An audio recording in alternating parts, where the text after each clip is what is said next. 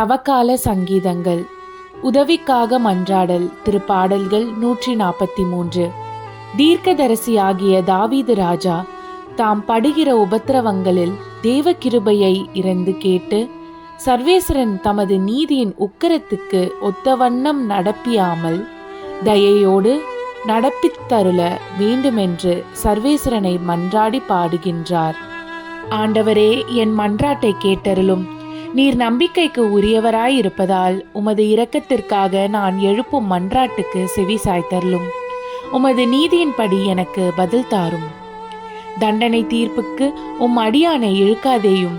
ஏனெனில் உயிர் வாழ்வோர் எவரும் உமது திருமுன் நீதிமான் இல்லை. எதிரி என்னை துரத்தினான், என்னை தரையிலிட்டு நசுக்கினான் என்றோ இறந்தொழிந்தவர்களைப் போல் என்னை இருட்டில் கிடக்க செய்தான். எனவே எனக்குள்ளே என் மனம் ஒடுங்கி போயிற்று, என் உள்ளம் எனக்குள் சோர்ந்து போயிற்று.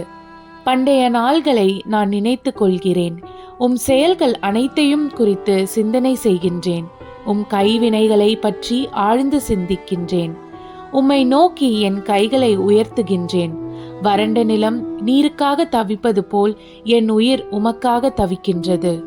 ஆண்டவரே, விரைவாக எனக்கு செவி சாய்த்தருளும். ஏனெனில் என் உள்ளம் உடைந்து விட்டது.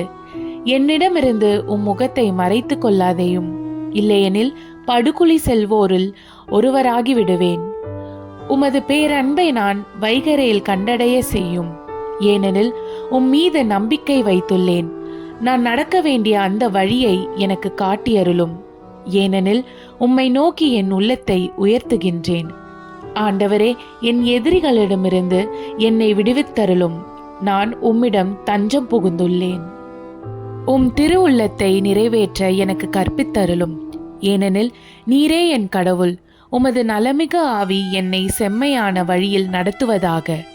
ஆண்டவரே, உமது பெயரின் பொருட்டு என் உயிரை காத்தருளும். உமது நீதியின் பொருட்டு என்னை நெருக்கடியினின்று விடுவித்தருளும். உமது பேரன்பை முன்னிட்டு என் பகைவரை அழித்துவிடும். என் பகைவர் அனைவரையும் ஒழித்துவிடும். ஏனெனில் நான் உமக்கே அடிமை.